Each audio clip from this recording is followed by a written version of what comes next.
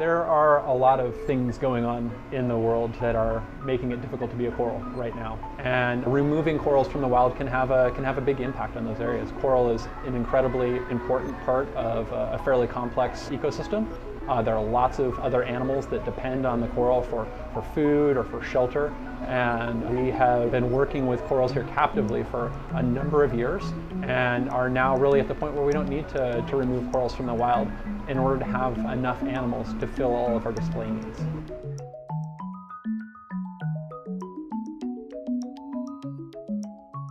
The Seattle Aquarium first opened in 1977, and in the mid-1980s is when we first started acquiring live corals and putting them on public display.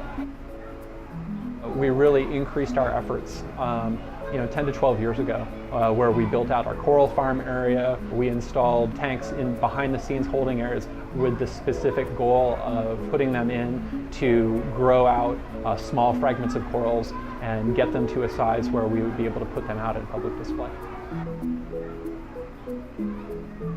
We certainly realized the environmental impact of removing corals from the wild, whether that was us going out and collecting specimens for our own use or paying a collector to acquire those for us. We knew that that was something that we were not interested in doing.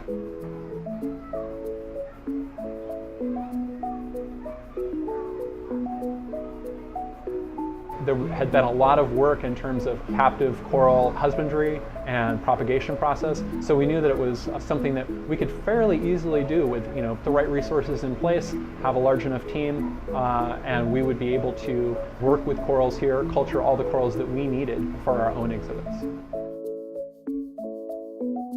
So I'm going to frag this Postlopora here. One of the difficulties is what's the best way to frag it, because we have a few tools to do so, and we're trying to do it in a way that doesn't distract from the exhibit itself, and also will not inhibit the growth of the parent colony. And then we're going to transfer this downstairs so we can have it glued onto a frag. Here you go, Brianne.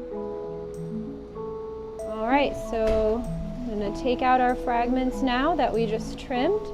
And I'm going to do a little bit of dabbing here just to dry the ends.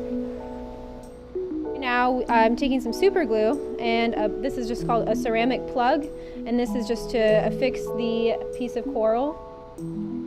So we have it set. Transfer it to our nursery over here and set it down under some nice light.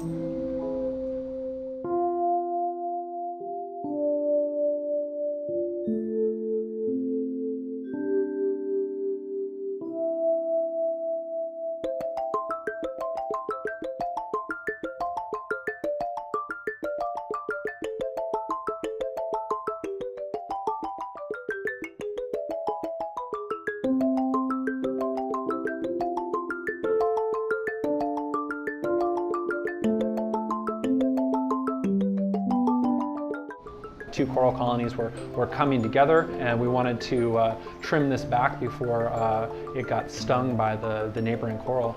Now you can see the coral is actually growing down right by the tip of my finger. You can see it's actually growing out over the rock. So while the glue is initially holding the coral onto the rock, the coral has now grown out over the top of that glue and is making its own kind of adhesions onto the rock. It will continue to grow horizontally, kind of encrusting out over the top of the rock. And then from there, once it's got a nice solid attachment, you'll see the coral will grow up and out. Given another few months, this coral will be large enough that we could go and find a spot for it in one of our display tanks.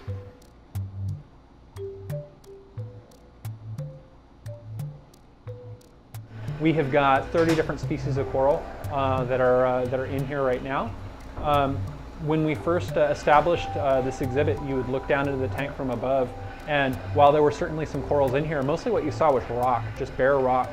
And then over the years, the corals have continued to grow and have filled up all of that free space, and now the coral colonies are really abutting right up against one another.